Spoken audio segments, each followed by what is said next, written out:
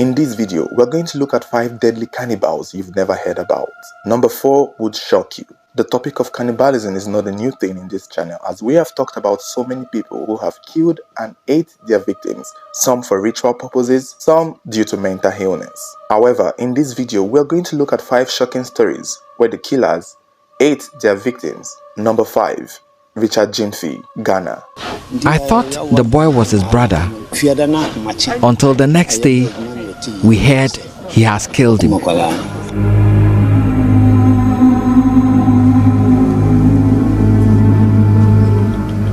Richard Jimfi was a Ghanaian footballer and sports commentator in Aberdeen who was known to sometimes hang around football fields where young boys in the neighborhood would gather to play football. For a lot of the boys, Richard was a pro, inspecting and maybe helping them be better at their skills. But for Richard Jimfi, he was on the hunt for the next meat that would fit in his refrigerator.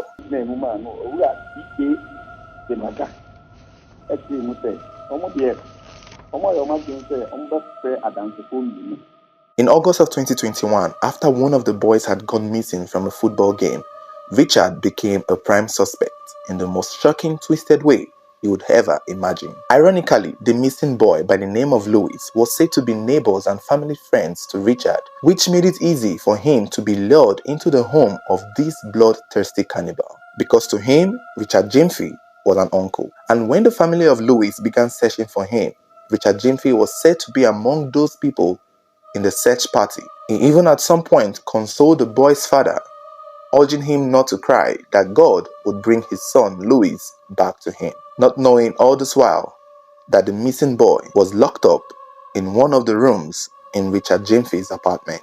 For Richard, his involvement in the search party was to take off every suspicion away from him. However, what Richard failed to realize is that in a football pitch, there is more than just one player. Apparently, on the day Louis disappeared, he was just finishing from a football match with his friends, and while getting ready to go home, Richard Jimfi was said to have escorted him, saying that they were neighbors, and pretty much some of the boys in the field saw it. And one of the boys, who happened to be Louis's friend, was very certain he remembered Louis went home with Richard. And during the search for Louis, this said friend made it clear that he remembered seeing Richard Jimfi walking with Louis as Louis made his way home. When Richard was confronted, he claimed it was a lie and that he had not seen Louis. Eventually, when the heat became hotter, he admitted to have escorted Louis home, but claimed that Louis left his apartment immediately they got there. However, at this point, everyone became suspicious, and when they asked to search his apartment, Richard Jimfi refused at first. But forcefully so, a group of boys alongside Louis's family gained access into Richard's apartment, where they searched it but did not find anything. However, it was said that Louis's mother felt something strong while she was in Richard's house as the search party searched around. She said she felt her son's presence and believed that somehow her son was still in that house, and begged for the house to be searched again. This time around, Richard refused strongly, claiming that they had already searched his apartment and did not see anything. And that was when it dawned on one of the search party boys, who remembered that while searching Richard's home, there was one room that was locked and he did not search it because the key was not available. And that was when the search party agreed that they would have to go in to search that room. And in that instant, a second search was said to have been conducted, and the locked room was forced open when upon Louis's dismembered body was found laying on the ground in its pool of blood. And just in that moment, it was said Richard's refrigerator was also opened, where fresh human remains and human parts were said to have been equally discovered and preserved.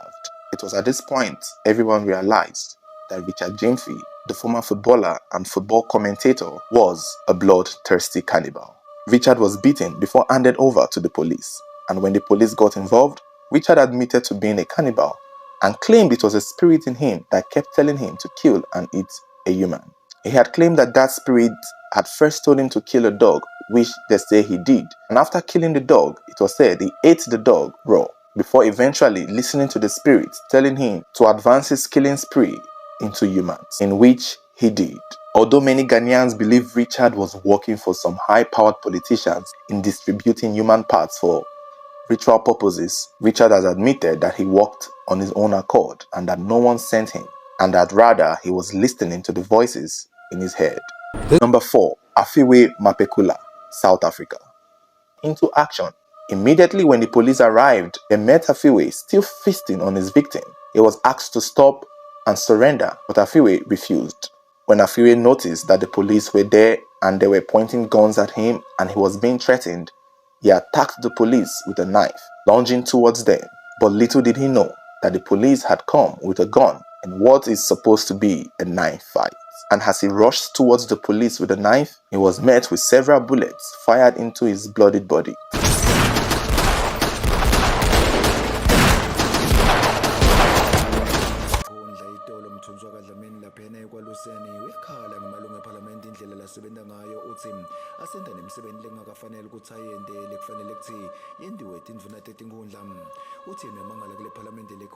Number 3. Mfanimpela Msibi, Swaziland, present-day Eswatini. In 2011, then Swaziland might have probably experienced its first reported case of cannibalism when a 40-year-old man named Mfanimpela Msibi invited his friend Biki Biki over for drinks and lunch at his place. Msibi's 70-year-old father, Philip, who also lived in the same compound as his son, said his son, Mfanimpela Msibi, was excited to host his friend. And when his friend Biki Biki arrived, they both hung out in Msibi's apartment. According to Msibi's father Philip, soon after Biki Biki arrived, a quarrel ensued between the two grown men. It was said Msibi and his friend began arguing loudly as they were eating dinner, and everyone in the compound could hear them. But then they chose to stay out of it and not get involved, as they know these were just two friends quarreling and over time they would settle. However, just in the height of their quarrel, in the middle of raising their voice, total silence struck. The silence was too sudden, almost as if the power had been cut out of somewhere, and the TV that they were watching just suddenly stopped. Philip, Msibi's father, was uncomfortable with the instant silence, as well as his wife, who hurried in to go and check on the two boys to see why did they suddenly go quiet. Had the fight resolved or had something gone wrong? And when Philip went over to his son's apartment to see what was going on, he knocked, but no one could answer him. No one answered him. His son, Msibi, did not open the door. It was when he peeped through the window that he saw what his eyes could not process. Philip said he saw Biki Biki, his son's friend, laying dead in their kitchen in his pool of blood. And when he asked his son Msibi what had happened, he claimed Msibi admitted to just killing his friend because they were arguing and fighting. However, Msibi did not open the door for his father, as his father was still outside, seeing all of these from the window. In shock, Philip ran out to inform the neighbors that something bad had happened and that his son had just killed a man. Neighbors all showed up and they were all looking through the window, as Msibi refused to open the door for any one of them. Philip immediately also called the police, and in numbers, the police arrived in 5 different vans. At this point, there was no need to ask questions because the situation had only gone worse. Despite knowing everyone was peeping at him through the window and knowing that the police were around, it was said Msibi had gone on to cut out a chunk of flesh from his already deceased friend whom he had just killed, took the pound of flesh, fried it, and added it to the food he was already eating before the quarrel started. It was said Msibi comfortably took his plate of food that also contained fried meats from the body of the deceased, sat down on his table, and continued eating as though nothing had just happened.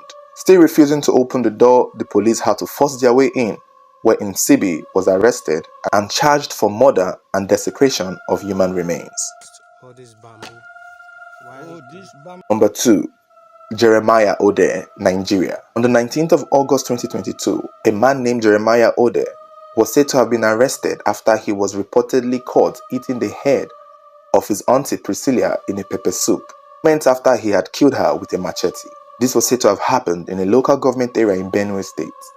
And according to what was said, Jeremiah's aunt, a 65-year-old woman, of which it was said Jeremiah lived with, along with his relatives, had gone to a farm to farm as usual. How Priscilla farmed on that same day, little did she know that there was someone else watching him in the bushes.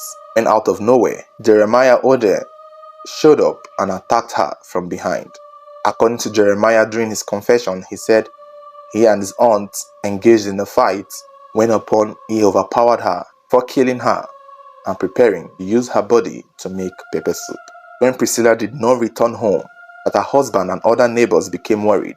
They embarked on a search for her, went through her farm, and somewhere in the bushes, that was when they saw Jeremiah Ode making pepper soup with the human remains of his 65-year-old aunt named Priscilla. Ironically, when asked, Jeremiah could not give any reason why he did that. Rather, he said after using her head for pepper soup, he was going to go on to use the rest of the body to make other dishes. How sick. Number 1. Nino Mbata. We have done this story before on its own, and it's way more complex and complicated than this. However, Nino Mbata was said to be a native doctor and a cannibal who confessed to the South African police on the 21st of August 2021 that he was tired of eating human flesh. The then 32-year-old Mbata was said to have walked into the police station in Edscourt in KwaZulu-Natal province, where he confessed to the police that he needed help and that people were making him eat dead humans and that he was tired. It was said the police did not believe him because they thought this was unusual. Who walks up into a police station to make such gruesome confession? They didn't take him seriously, and it was almost as if Nino Mbata knew that they wouldn't take him seriously. And so, he brought proof. Nino was said to be with a bag when he came to the police station, and when the policemen made fun of him, unable to take him seriously, he opened the bag and showed them a human leg that was still fresh and also covered in a cloth that was bloodied. It was this evidence that convinced the police that Nino Mbata was not lying. Mbata was immediately detained and arrested while the police went to his house to conduct more searches. In his house, they found several smelling and decaying human parts with bones in buckets and suitcases, and this furthermore proved that Nino wasn't lying. Although Nino was the one who went to turn himself in, however, in the process of this investigation, he mentioned 4 accomplices who were all also arrested, investigated, and tried.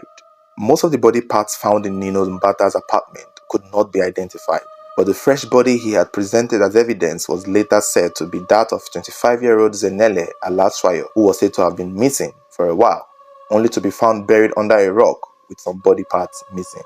It was later discovered that she was killed and some part of her body had been eaten and used for ritual purposes by 2 of the suspects Nino Mbata had confessed. Nino Mbata and his accomplices were tried, and after 1 year, they were all sentenced to life in prison for murder.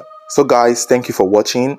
Don't forget to like, share, and comment your thoughts. And if you haven't subscribed, please do well to subscribe to our channel. You could also turn on notification button so should there be any new video, you'll be the first to get notified.